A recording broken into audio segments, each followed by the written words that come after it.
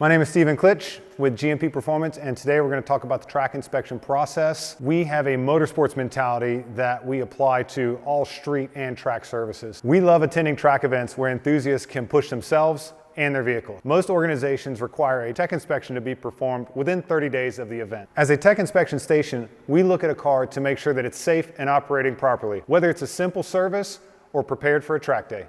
We start with the engine bay.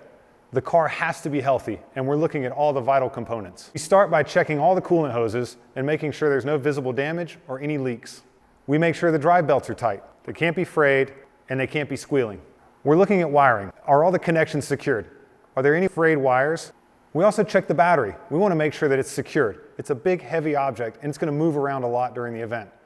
Is it locked down properly, and are the terminals taped down so they don't make contact with anything? And finally, there can be no leaks. Absolutely no oil leaks, no coolant leaks, no fluid leaks of any kind. The next area to check over are the wheels, tires, brakes, and suspension. These components are key to turning and stopping. First up are the wheels and tires.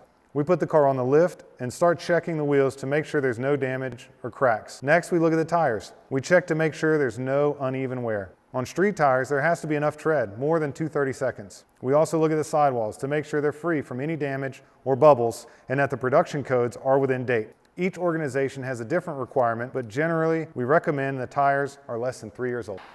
If you've got a different set of wheels and tires for the track, bring those with you. We definitely want to look at them and make sure everything's good.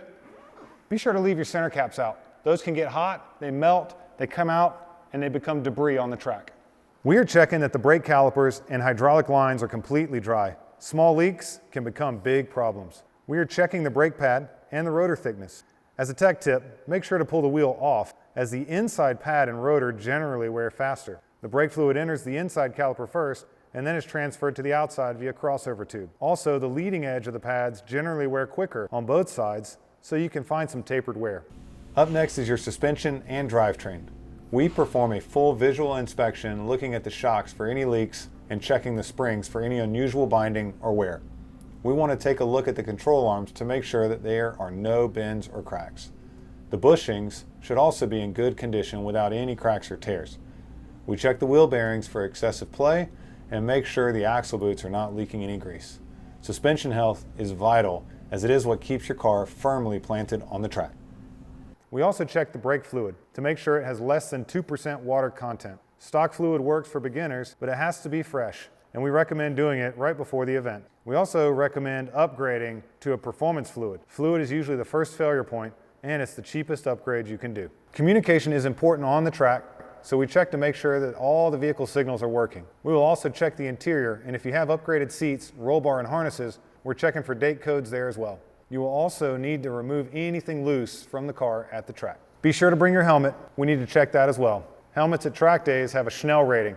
M-rated helmets are for motorcycles and are not allowed. Thanks for watching. We'll see you at the track.